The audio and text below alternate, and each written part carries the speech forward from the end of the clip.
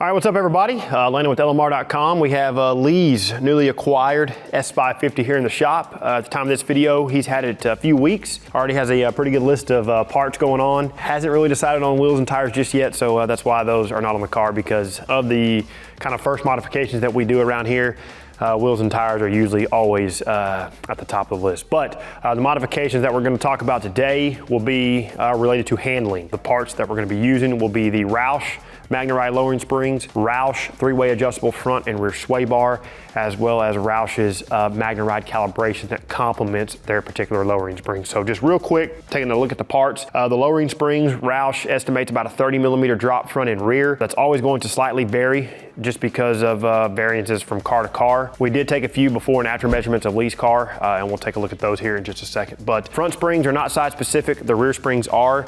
We'll call that out here whenever we go to kind of run you through some of the installation stuff. All right, so now switching gears to sway bars. 35mm front bar, 32mm rear bar. Even with the larger performance pack sway bars that are on Lee's car, the Roush sway bars are still an upgrade for him. And then the MagneRide calibration, that pretty much complements the lowering springs. Roush goes in there, hundreds of parameters when it comes to the MagneRide controller, and they're making those adjustments throughout the drive modes on your particular car, again, to complement their particular lowering springs. We'll kind of run you through a very quick installation. A lot of this stuff is very cut and dry. We do have videos, dedicated videos already on some of these parts. So we're just gonna kind of walk you through some of the high notes, and then we're gonna take this out on the roads and kind of give you some feedback. Y'all enjoy the video.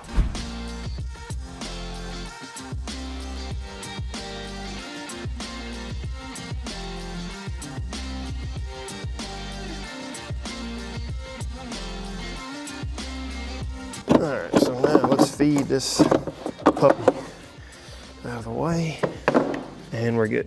Went ahead and disconnected all the harness clips that I could track down. There may be a few stragglers, which we can address here in just a second. But next, we're going to loosen the bolt securing the brake caliper to the spindle. We're gonna set the brake caliper on the rear of the K-member. This is just an extra couple minutes of your time to get this out of the way. That way you can have more working room.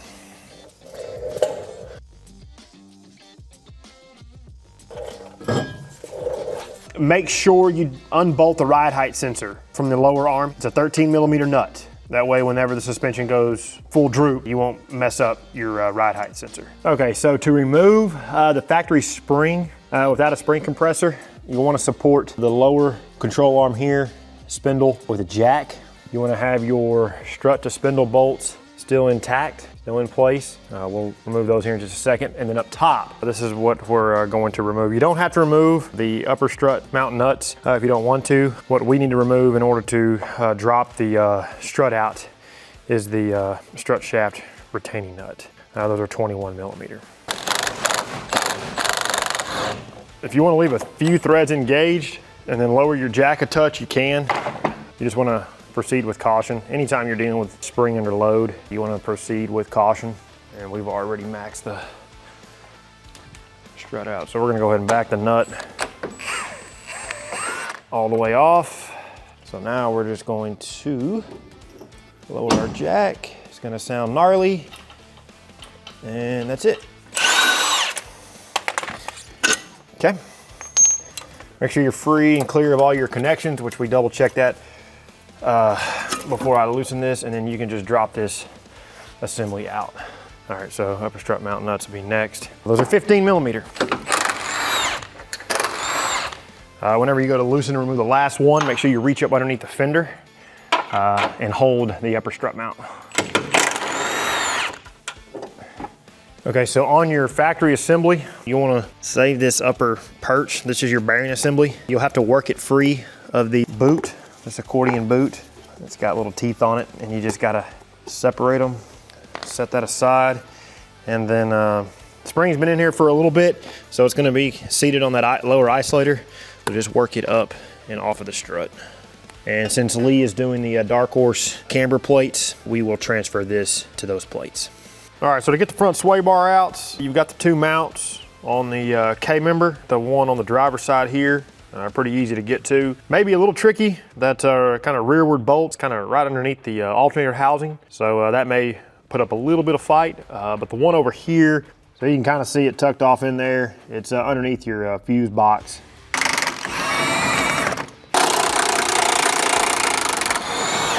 There she is. There she is. Look at that. All right, so I'm gonna install the front sway bar first before I assemble the lowering spring back onto the MagneRide strut and put it back in the car. That way we have a little bit of working room for the sway bar, because it was kind of difficult to fish out.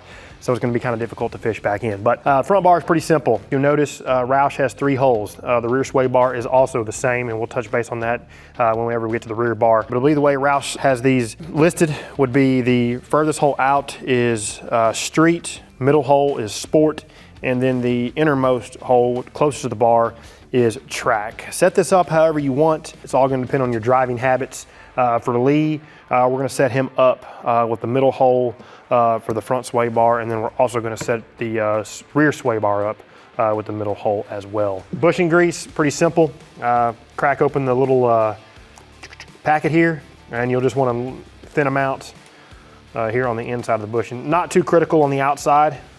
If you wanna put some on the outside, you can, but the outside's not gonna rotate. These bushings will also get positioned on the inside of the bushing stop. Spread and slide. And then we can make final adjustments whenever we get the bar in there.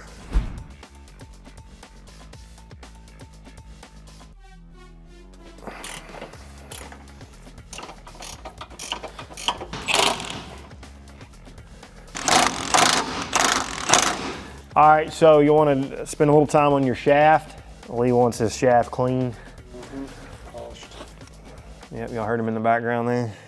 Okay, so working on the strut and getting the spring on. This is only going to go one way. The upper coil, a little wider radius versus the lower coil has a little bit tighter radius. You'll know right away because it'll match up with the lower isolator. So get it over the spring into place.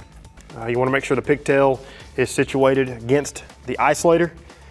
We're going to take our upper bearing assembly for the strut. You can see the witness mark here from the coil spring.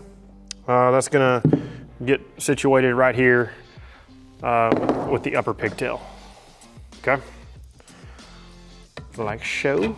And then we take our upper strut mount and we'll set that back into place. Make sure it spins the way it's supposed to. And then we'll tighten this upper strut mount nut whenever we get the assembly back in the car. So we're just going to thread this in until it hits the nylock portion of the nylock nut.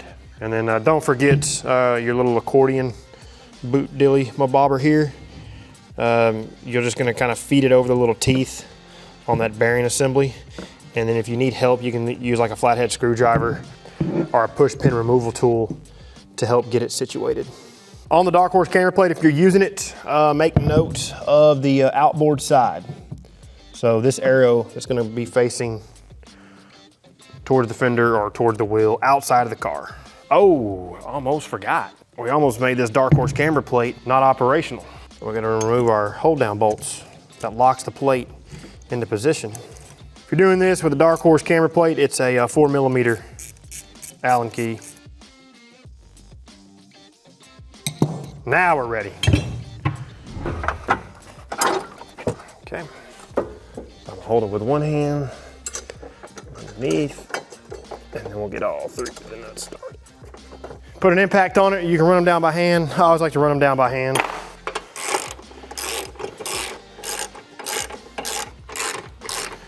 Now let's reverse the removal steps.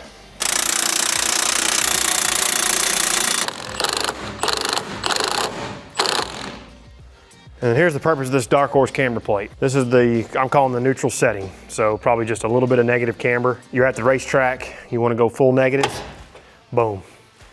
Just go full negative. For Lee, driving around the street, we're gonna leave him at the neutral setting. Okay, so back under here, we'll just reroute and rerun everything.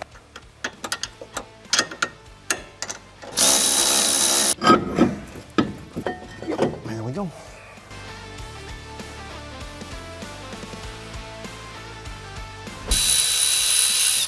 Our ride height sensor disconnected, or not disconnected, but unbolted from the lower control. So now we're just kind of work our way around the assembly and get everything kind of free.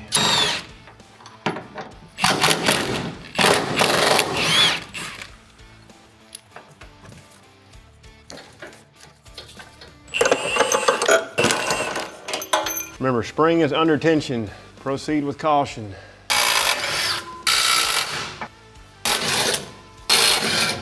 Okay, so we're replacing the sway bar anyway. Bringing the cradle down, the sway bar is hitting on the tailpipe. So in order to alleviate that, it's a heck of a lot easier to pull a sway bar off than it is an exhaust. So out it goes. And just fish it right out. So this should give us enough room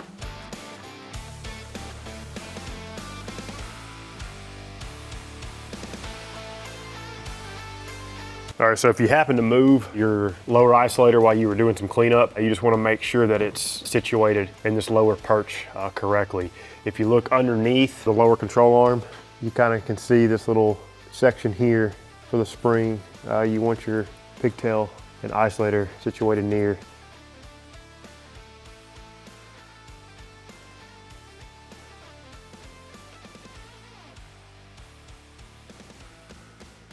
All right, so same rules apply as the front bar. You just want to lubricate your new rear bushings with the provided grease. To help these stay in place while we install this, put a little bit of grease on the bushing. This will help kind of act as glue to keep that in. All right, so let's situate this bar in place.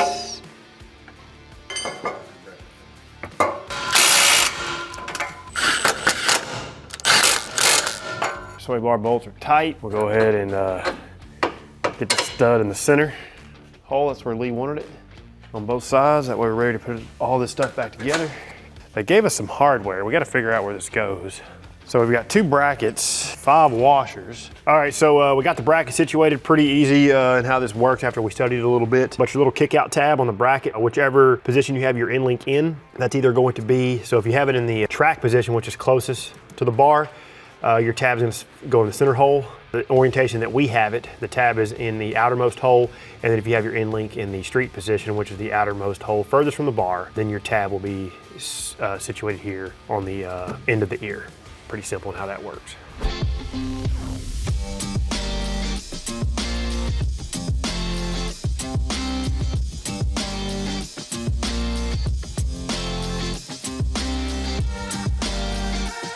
All right, so before we get too far into Lee's install, we want to take some before and after ride height measurements. Roush advertises 30 millimeter or 1.18 inches.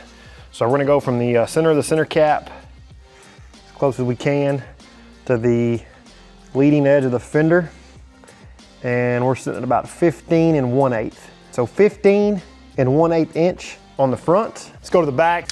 So let's go from the center of the center cap, best we can. Leading edge of the fender, and it's sitting at about, call that 5/16. 15 5/16. So 15 1/8 inch, 15 5/16. All right, so front is now at about, we'll call that a quarter. About a 1/16 off of a quarter, but for simplicity purposes. So 14 1/4. All right, and of course these are approximate, but 14 1/8. So about a 1/4 inch difference.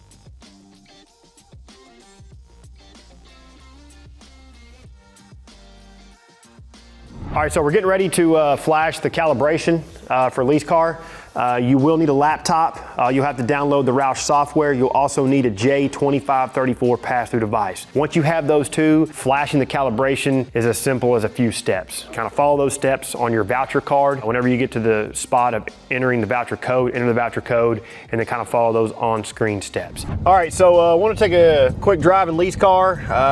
Try to get Lee on camera. He's just one of those guys that just doesn't want to be on camera. So here I am talking about the suspension on Lee's car. A few twisties here around the area. If y'all watch some of our content, we talk about it whenever we do stuff like this, but we're gonna kind of put it through its paces real quick, give a little feedback on it, and then I was gonna touch real lightly on kind of how that MagneRide calibration is working. So, but we can't get too fast through here, but we can carry some speed just to load up the suspension real nice. Like right here, camera's not gonna do it justice. Let's planted. Yeah, that was a 45-mile-an-hour turn right there. Felt really good. And then we have traffic. It's tough to talk about this stuff while you're kind of driving through a somewhat public road. You know, you want to be able to pay attention, eyes on the road. But for what we have to work with, I know this is not an open track of type testing. You know, we're not out of the HPDE or anything like that. So corner entry, corner exit, both feel really solid. Car feels planted, feels very similar to many of the other S550s that I have drove with similar modifications. You know, stiffer spring rate, lowering springs, aftermarket sway bars, kind of in a, call it a middle ground setting or sport setting as Roush calls it. But what I haven't driven a lot of are MagneRide cars. The only MagneRide car that I've driven has been, well, technically two, 350R and then a Dark Horse handling pack. Both of those cars, stock OEM suspension, the way Ford set it up, they work really, really well. So I can only imagine this car in a purpose environment, HPDE event with these modifications and maybe a little bit better tires, going to perform exceptionally well. I think Lee is really going to like this. I've rode with Lee in S550s that we've had around the building. Lee's a really good driver. So now seeing him in his own car and an S550, I'm excited to see this car grow and him grow on the track. So all in all, I like this stuff. If you're in the market, if you're shopping around, the Roush MagneRide spring, the Roush adjustable front and rear sway bars, as well as the MagneRide calibration are definitely items that you should consider. Now, more on that calibration, we could rabbit hole real deep the way MagneRide works, but so the way this calibration is set up, Roush uses the same calibration that they used if you were to purchase a Roush Stage 3 Mustang from a Roush authorized dealership. And they go in there and they dial in hundreds of parameters in the MagneRide controller to fine-tune the damping throughout all of the drive modes. Of course, on track, you're driving in track mode majority of the time, if not all the time, and then out on the street, you may flip it to sport, you may flip it to track, or you just may drive in normal. But they modify that controller to accommodate those different drive modes and to complement the change in ride height with the lowering spring and its stiffer spring rate. So that's kind of the MagneRide calibration in a generalized layman's terms nutshell. So appreciate y'all watching. We'll turn you loose. We know you got a million things to do in life, so if you find value in what we're doing, please consider liking the video, subscribe to the channel, turn on notifications, and then until we see you in the next one for all things S550, keep it right here with the Real Enthusiasts, LMR.com.